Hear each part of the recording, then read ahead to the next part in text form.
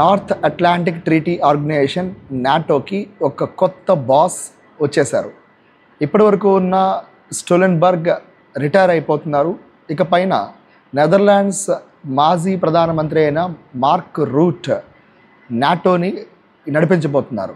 NATO రష్యా Ukraine యుద్ధం జరగడానికి ఒక సైలెంట్ మరియు ప్రధానమైన పాత్ర పోషించింది.